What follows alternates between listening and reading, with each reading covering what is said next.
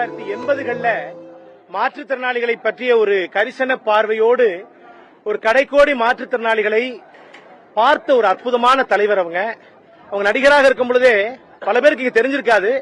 தமிழ்நாட்டில் 3 சக்கர சைக்கிள் கொடுத்துட்டு மாற்றுத்திறனாளிகள் நிறைய பேர் வீட்டை விட்டு வெளியில வந்தாங்கன்னா அதற்கு மிக முக்கியமான காரணம் ஐயா விஜயகாந்த் அவர்கள்.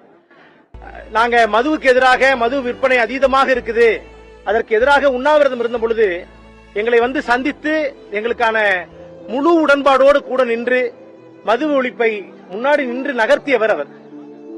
அதாவது எந்த மாற்றுத்திறனாளியா இருந்தாலும் அவர் வண்டி ட்ரை சைக்கிள் போறனா அது பின்னாடி விஜயகாந்த் சார் போட்டோ இருக்கும். அதாவது அந்த ஒரு அது எப்படி சொல்லுவாங்க, இதை பார்த்துட்டு இருக்கக்கூடிய கடைக்கோடி கிராமப்புற மாற்றுத்திறனாளிகள் அவர்கள் சார்பாக, மாற்றுத்திறனாளிகள் சார்பாக ஒருத்தர் வந்து அவங்களுக்கு அஞ்சலி செலுத்துறாங்கிறது உண்மையிலேயே ஒட்டுமொத்த மாற்றுத்திறனாளிகள் சமூகத்திற்கு ரொம்ப மகிழ்ச்சியாக இருக்கும். ஏன்னா அவர் அவ்வளவு செய்திருக்கிறார், நிறைய அவர் சொன்னது இல்லை வெளியில. அதனால அவர்களுடைய ஆன்மா அவர்கள் கண்டிப்பாக சாந்தி அடையணும். கடைக்கோடி மாற்றுத்திறனாளிகள் உலகம் அவரை என்றைக்கும் மனசுல வச்சிருப்பாங்க. பெரிய அளவுல பேச தெரியல, ஆனால் அவர் எங்களுக்கு செய்திருப்பதை நாங்கள் மறக்க மாட்டோம். கண்டிப்பாக டிசம்பர் 3 இயக்கத்தின் சார்பாக எங்களுடைய இதயமார்ந்த அஞ்சலிகள்.